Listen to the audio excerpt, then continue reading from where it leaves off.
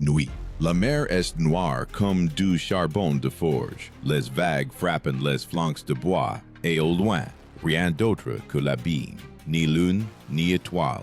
Seul le bruit du vent et le râle de 20 hommes figés dans l'attente de l'aube. Ils ignorent où se trouve la côte, mais continuent de ramer. Pourquoi? Parce qu'il y a 1000 ans, les Vikings savaient voir ce qui est caché à l'œil ordinaire, et c'est ce don qui leur a permis de traverser l'Atlantique Nord, sans boussole ni carte. Mais quel était leur véritable secret? La chance, l'instinct ou quelque chose de plus? La réponse se trouve plus profondément qu'il n'y paraît. Les historiens écrivent que les premières navigations scandinaves en haute mer ont commencé à la fin du 8e siècle, lorsque leurs longs navires, les dracars, ont pour la première fois dépassé les limites de la Baltique. Selon les sources, ils ont atteint les côtes de la Grande-Bretagne, puis de l'Islande, du Groenland et même de l'Amérique bien avant Colomb.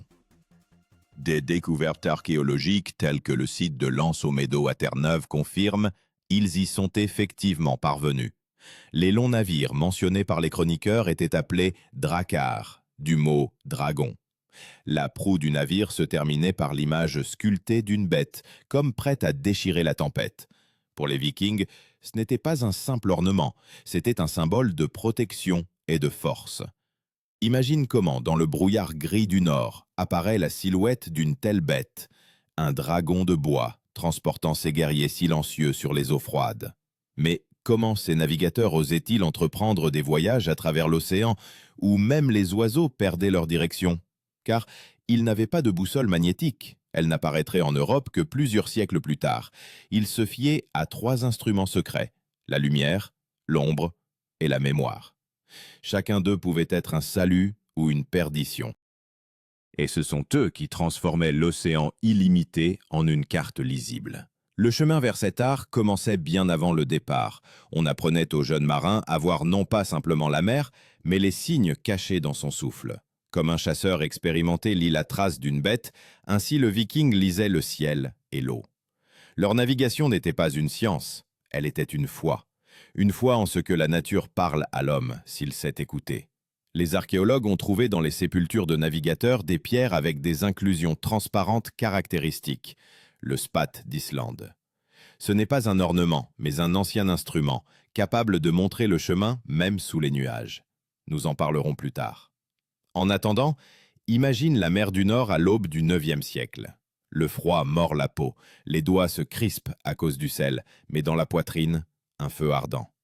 Le feu de ceux qui vont là où personne n'est encore allé. Parce que pour les Vikings, la mer n'est pas une menace, c'est un défi, et seul celui qui l'accepte pourra se nommer un véritable guerrier, car, comme l'écrivaient les anciennes sagas, celui qui ne voit pas la côte se voit lui-même. Et c'est précisément de là que commence l'histoire de leur grande traversée, un chemin où chaque aube décide du destin de tout l'équipage. Avant de quitter leur fjord natal, les Vikings devaient apprendre à voir le monde non pas avec les yeux, mais avec les sensations. Quand la mer cachait l'horizon et que le ciel se fondait avec l'eau, seul survivait celui qui faisait confiance aux signes. Chaque expédition commençait par l'observation du soleil et des vents. Les anciens, aux cheveux gris, au visage creusé par le sel, enseignaient aux jeunes guerriers comment lire le ciel. Ils ne se contentaient pas de mémoriser les points cardinaux, ils ressentaient le souffle du soleil. Les sources anciennes mentionnent que les Vikings utilisaient un instrument particulier, que les historiens nommeraient plus tard la pierre solaire. C'était le spat d'Islande, un cristal de calcite trouvé dans plusieurs sépultures des 9e, 10e siècles. Sa force résidait dans sa capacité à réfracter les rayons du soleil même à travers les nuages. Quand le soleil était caché, le marin tournait le cristal jusqu'à voir une double luminescence. L'une d'elles indiquait la véritable position de l'astre. C'est ainsi qu'il trouvait la direction, quand le ciel et la mer devenaient un seul miroir gris. Les guerriers appelaient ce moment la voie de la lumière. Le spat d'Islande était leur boussole secrète, une pierre à travers laquelle le soleil parlait à l'homme. Imagine comment un marin, debout sur le pont sous une pluie cinglante, lève vers le ciel la pierre transparente et y voit 2 reflets fantomatiques, l'un faux, l'autre vrai. Il fallait choisir le bon, sinon le navire partirait dans une tempête éternelle. Cette seconde décidait de la vie de 20 hommes. Des archéologues de l'université de Copenhague ont effectivement trouvé au fond de la Manche un fragment d'un tel cristal à côté des vestiges d'un navire du XVIe siècle. Plus tardif, mais montrant que la technologie a perduré pendant des siècles.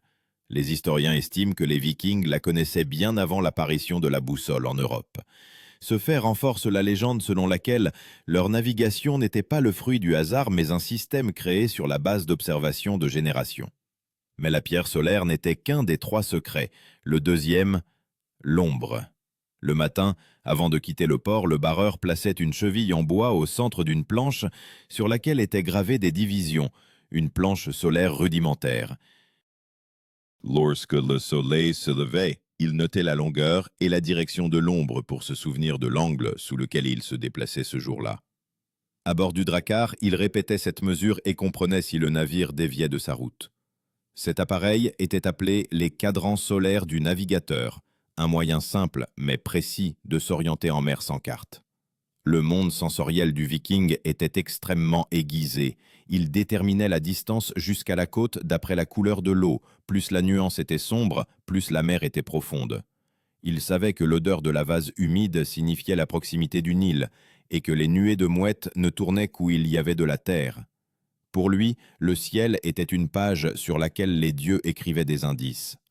Ce n'était pas de la religion, mais de l'expérience. La survie exigeait de lire la nature comme un livre. La ration des marins était simple et calculée pour de longs mois. Poissons séchés, galettes d'avoine, bière aigre qui ne se gâtait pas en semain. Une personne ne mangeait pas plus d'un demi-kilogramme de nourriture par jour. L'eau était remplacée par de l'hydromel. Il tuait les microbes et donnait de la force. Chaque kilogramme de poids superflu pouvait coûter la vie. C'est pourquoi tout ce qui n'était pas vital était laissé à terre. Même les armes étaient limitées. Seulement une épée, un bouclier et un couteau. Le reste, pour le combat de l'esprit et non de l'acier. Avant le départ, le navire subissait un rituel de dédicace à la mer. Une torche était allumée à la proue et une goutte de sang d'un taureau sacrificiel était jetée à l'eau, un ancien symbole d'alliance avec l'océan. Non par superstition, mais pour une assurance intérieure. La mer acceptera ou rejettera. Chaque Viking comprenait que l'océan n'était pas un ennemi, mais une épreuve. Qui a peur est déjà mort. Et voici, l'aube. Le froid coupe le souffle, le silence règne à bord. Le barreur lève la main et les rameurs commencent à sortir lentement le drakkar du fjord. Devant, un chemin de milliers de kilomètres, vers l'Islande, puis vers la terre où le soleil se couche derrière l'océan. Ils ne savent pas où elle se trouve, mais croient pouvoir la trouver, car ils sentent la direction non pas avec des instruments, mais avec leur peau. Là où nous cherchons une carte, ils voient le motif du vent. De la côte ne reste que les cris des mouettes et une trace dans l'écume. Tout le reste, brouillard et inconnu. Mais c'est précisément dans cet inconnu que naquit la grandeur des navigateurs du Nord, car chaque coup de rame les rapprochait non seulement d'une nouvelle terre, mais aussi d'un mystère que personne ne pouvait expliquer avec des mots. Lorsque les rames du drakkar entrèrent dans l'eau glacée, le silence fut rompu par un long grincement de bois, un son qui faisait frissonner les marins. C'était le moment où la terre cessait d'exister. À partir de cet instant, tout dépendait du vent, de la force des bras et de la connaissance des signes célestes. Aucune côte n'était visible, mais le barreur savait. Si le soleil se levait à gauche, alors le cap était bon. Si les rayons ne se reflétaient pas comme le matin, la mort était déjà proche. Les Vikings appelaient le navigateur principal le styrimadre, celui qui tient le cap. Il se tenait à la barre, scrutant l'horizon où la brume blanchâtre cachait le soleil. Cet homme devait posséder une intuition particulière, la capacité de sentir la direction d'après le mouvement des vagues. Chaque vague avait son propre rythme, et le styrimadre savait comment le vent de l'Atlantique brisait leur motif. Même les yeux fermés, il pouvait dire où le navire se dirigeait. C'était un don qu'on ne pouvait apprendre, seulement vivre. La première épreuve survenait le 3e jour. La mer de l'Atlantique Nord est imprévisible. Le calme se transformait en chaos bouillonnant en quelques minutes. Les chroniques racontent que les navires vikings pouvaient rester à flot par des vagues de plus de 3 mètres. Leur secret résidait dans la construction de la coque. Le drakkar avait des flancs incurvés et des joints flexibles, enduits de graisse animale et de goudron. Lorsque d'autres navires se brisaient, le navire viking se pliait avec la vague. Les fouilles archéologiques du drakkar d'Osberg et de Gokstad ont confirmé. Cette construction était révolutionnaire pour son époque. Il ne se déplaçait pas seulement de jour, la nuit, ils maintenaient le cap grâce aux étoiles, et c'est alors que leur troisième secret entrait en jeu, la mémoire. Les marins expérimentés connaissaient la carte du ciel étoilé par cœur. Ils distinguaient non seulement l'étoile polaire, mais aussi des dizaines d'autres constellations. Pour eux, la petite ours n'était pas un simple dessin, c'était le chemin du retour. Le ciel leur servait de seule carte, et chaque aube, une vérification pour s'assurer qu'ils ne s'étaient pas trompés de chemin. Les historiens notent que les sagas scandinaves mentionnent souvent les lumières nocturnes, des étoiles d'après lesquelles les navigateurs déterminaient la latitude. Il s'agissait peut-être d'une forme précoce de navigation astronomique, apparue bien avant l'invention du sextant. Et si la pierre solaire indiquait la direction le jour, la nuit, la mémoire maintenait le cap. Une erreur de quelques degrés seulement signifiait que le navire s'en irait vers le néant, dans le vide infini. Pendant ce temps, la vie continuait sur le pont. Les hommes se réchauffaient les mains près du brasero, mangeaient du poisson froid, se taisaient. Les Vikings parlaient rarement en chemin. On pensait qu'une voix forte appelait la tempête. Seul le vent avait le droit de parler. Parfois, quelqu'un fredonnait doucement des vers de Leda poétique pour éloigner la peur de l'esprit. Car la peur était l'ennemi principal. Elle faisait voir la côte là où elle n'existait pas. Vers le soir du 4e jour, le ciel se couvrit de nuages bas, et le soleil disparut. Alors le barreur sortit de son sac la pierre de lumière. Il la tourna dans différentes directions et trouva une faible lueur perçant les nuages. « Le soleil est là, dit-il, et les guerriers continuèrent de ramer. Les archéologues pensent que c'est ainsi qu'a eu lieu la première utilisation de la pierre solaire en mer, non comme de la magie, mais comme un instrument précis, exigeant expérience et confiance en sa propre intuition. Quand la nuit s'épaississait, le styrimadre plongeait sa main dans l'eau. Il en sentait la température et savait. Si l'eau se réchauffait, cela signifiait que le courant menait vers le sud. Si elle se refroidissait, vers le nord. C'est ainsi qu'il se fiait au grand courant, le Gulf Stream, qui apporte la chaleur le long des côtes de la Norvège. Personne ne connaissait son nom, mais chacun en sentait la force. Ce n'était pas une science, mais une intuition transformée en navigation. Les jours passaient. Les rameurs perdaient leur force. La peau se crevassait à cause du sel, mais la foi demeurait dans leur poitrine. Ils savaient que lorsque les mouettes réapparaîtraient, la terre serait proche. Des centaines de kilomètres sans le moindre repère, seulement la lumière, l'ombre et la mémoire. Et pourtant, c'est à ces trois forces qu'ils faisaient davantage confiance qu'à eux-mêmes. Quand d'autres peuples restaient sur le rivage, craignant les tempêtes, les Vikings foulaient déjà les crêtes des vagues. Et chaque nouvelle tempête les rapprochait de l'horizon, où pour la première fois depuis de nombreux siècles, l'homme voyait de nouvelles terres, naissant du brouillard. La tempête est arrivée soudainement. L'air devint lourd, comme si l'océan lui-même avait retenu son souffle. Puis le ciel se déchira. Un grondement, comme si le fer pliait sous les coups des dieux. Les vagues s'élevaient plus haut que le mât, l'eau se déversait par-dessus bord, et le drakkar frissonnait, telle une créature vivante. Les guerriers écopaient l'eau avec leurs casques, s'accrochaient au cordage, et le styrimadre, debout à la barre, ne quittait pas des yeux la ligne d'horizon, où les éclairs traçaient le chemin du destin. Les Vikings appelaient de telles tempêtes du terme « seider des vents », le souffle des esprits de la mer. Pour eux, la tempête n'était pas un ennemi, mais une épreuve, envoyée par les dieux pour sonder le cœur de l'homme. Les chroniques racontent qu'en de tels instants, le barreur murmurait parfois d'anciennes formules, non pas des incantations, mais des vers rythmiques, aidant à maintenir la respiration et l'équilibre.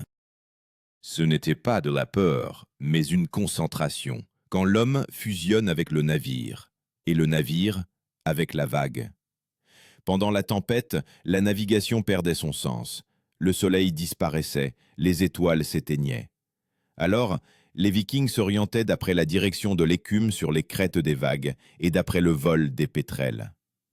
Les oiseaux ne s'éloignent pas beaucoup de la terre ferme, ce qui signifie que quelque part à proximité, il y a de la terre. Parfois, le barreur ordonnait de jeter un poteau en bois à l'eau, observant comment il était emporté par le courant. Même ce petit geste pouvait leur rendre le cap, si tout le reste faisait défaut. Les recherches archéologiques montrent que la longueur d'un drakkar standard atteignait 25 mètres et que l'équipage se composait de 35 hommes. Chacun connaissait sa place. Les rameurs, le timonier, le guetteur au mât. Quand le vent brisait la voile, ils agissaient comme un organisme unique, avec la vitesse de l'éclair, sans un mot. Ce n'était pas de la discipline, mais un instinct développé au fil des siècles. Un seul faux pas, et le navire chavirerait. C'est pourquoi les Vikings s'entraînaient même sur terre ferme. Ils levaient le mât. Comme pendant une tempête, ils arrosaient le pont d'eau pour sentir le glissement sous leurs pieds. La nuit, pendant la tempête, était semblable à la mort. Le hurlement du vent, le craquement du bois, les cris, tout se fondait en une symphonie infinie de chaos. Mais quelque part, entre les vagues, le Styrimaveur remarqua une lumière, une lueur pâle sur l'eau. C'était un phénomène que les océanographes modernes appellent la bioluminescence, des organismes microscopiques s'illuminant au mouvement du navire. Pour les Vikings, c'était un signe. Ils croyaient que les dieux leur envoyaient les feux de la mer pour leur montrer le chemin. Et en effet, à l'aube, les nuages se dispersèrent et à travers la brume apparut un nouvel horizon. Le soleil se leva à l'arrière, ce qui signifiait qu'il s'était trop déplacé vers le sud. Alors, le barreur sortit la pierre solaire et la tourna vers le ciel. Un rayon de lumière traversa le cristal et se posa sur le pont. L'angle du reflet lui indiqua, le cap devait être changé vers le nord-ouest. Un seul mouvement de barre et toute la flottille vira, retournant à la trajectoire souhaitée. Ce moment, la combinaison de l'intuition, de l'observation et de l'instrument devint le symbole de toute la navigation nordique, une alliance entre l'homme et la nature, où l'erreur équivaut à la perte. Quand la tempête se calma enfin, la mer devint calme, comme un miroir. Les hommes se turent. Dans l'air flottait l'odeur de la résine et du bois mouillé, et sur les visages, une fatigue confinante à la vénération. Chacun comprenait qu'il avait survécu non grâce à la force, mais grâce au savoir. Ce savoir qui se transmettait non par les livres, mais par le souffle, du vieux barreur au jeune rameur. Il était dans leur sang, dans leur capacité à lire le monde. Les chercheurs modernes confirment. Le trajet de la Norvège à l'Islande prenait environ 1 semaine par beau temps. Mais les Vikings pouvaient naviguer plus longtemps si les tempêtes les déviaient de leur route. Ils parcouraient une distance d'environ 1000 kilomètres en se fiant uniquement aux repères naturels. Aucun autre peuple de cette époque n'effectuait de telles traversées en pleine mer. Ce n'était pas un simple voyage maritime, c'était un acte de volonté où chaque mètre d'eau était conquis par le courage et la patience. Quand un arc-en-ciel apparaissait au-dessus de la mer, les hommes savaient, la tempête était derrière eux. Mais devant eux subsistait un nouveau danger invisible. Un brouillard épais, capable d'effacer les frontières entre le ciel et la mer. Et alors les 3 secrets, la lumière, l'ombre et la mémoire, devaient s'unir pour les mener là où personne n'avait encore mis les pieds. Car au-delà de l'horizon les attendait une terre, dont ils n'avaient encore entendu parler que dans les légendes.